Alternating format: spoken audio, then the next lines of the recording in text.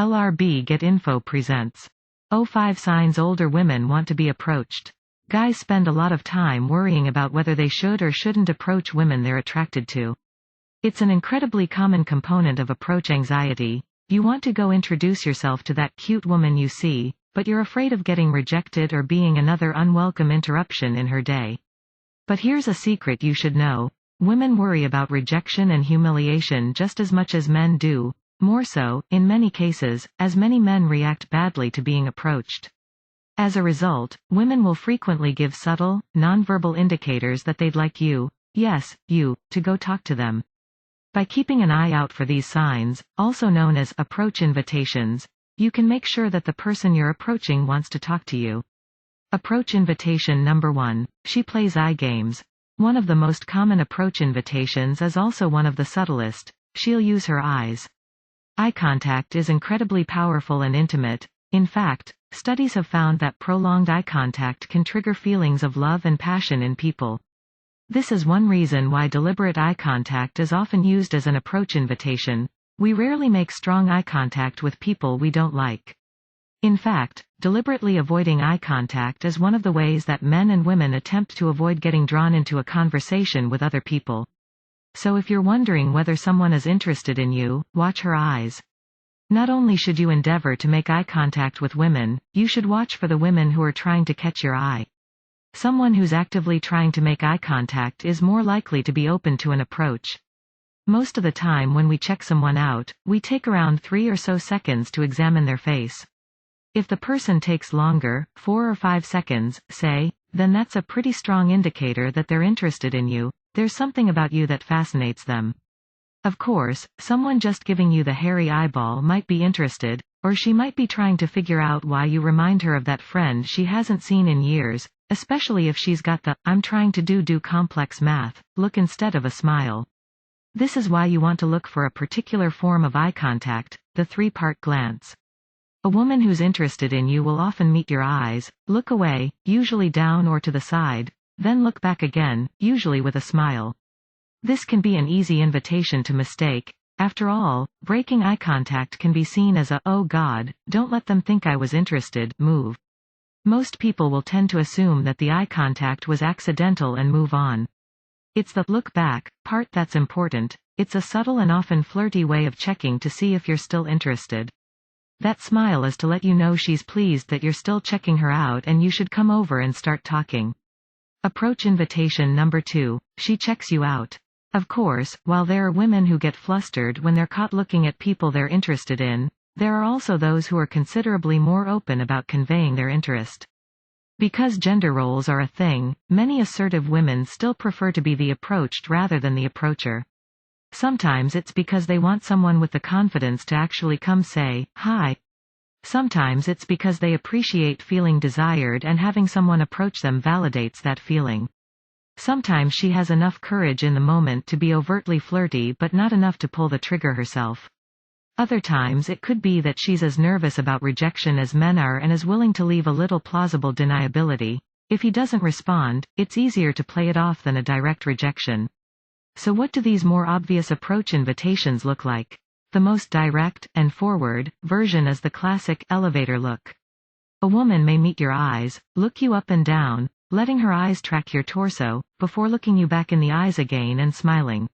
She may also give you sticky eyes, pointedly holding your gaze with an inviting smile. They may make a point of making eye contact before looking around the room, then meeting your gaze again, a sign that they've checked out the competition and still prefer you. They may throw a discreet wink or use the triangle gaze, looking from your eye to your lip and back to your eyes. They may also do something to bring your attention to their mouth, touching their lip with a finger or biting their lip. Approach invitation number 3. The body language cues. Other signs of interest, and indicators that they'd appreciate you making an approach, are almost unconscious gesture. People, men and women both, tend to make small, subtle adjustments to their body language when they see someone they're attracted to. One of the most common examples with women are what are known as preening gestures, making small adjustments to her clothing and hair, in order to present herself at her best. The most common example of preening behavior in women is playing with their hair, smoothing it down, twining it around their finger or brushing it slowly away from their face. They also may start rubbing their neck or wrists. Self-touching is another sign of interest, as it draws the eye towards those parts. Another common sign of interest, one that frequently precedes other approach invitations, involves her torso. To start with, someone who's open to being approached is going to have more open body language. She'll be facing outwards towards the room, rather than facing the bar or her friends. Her arms will be angled away from her torso. Crossed arms are a defensive, closed-off signal that says, "Go away." Then, if she sees someone she does like, she'll adjust her body slightly. One common sign is that she'll straighten up and square herself off. It's a way of improving her posture and displaying herself to a better advantage. She'll also frequently angle her torso towards you. Humans tend to be goal-oriented and point themselves at the things they're interested in. If you catch someone's eye and they open up towards you, they're definitely interested. You may also see some mirroring. If you make a gesture when you catch her eye, a wave or an eyebrow flash, then that's a sign of interest and an indicator that you should go over and introduce yourself. Just remember, one gesture can be happenstance and two may be coincidence. Instead of looking for one indicator, you should look for clusters of gestures that occur either simultaneously or very close on the heels of other signs of interest.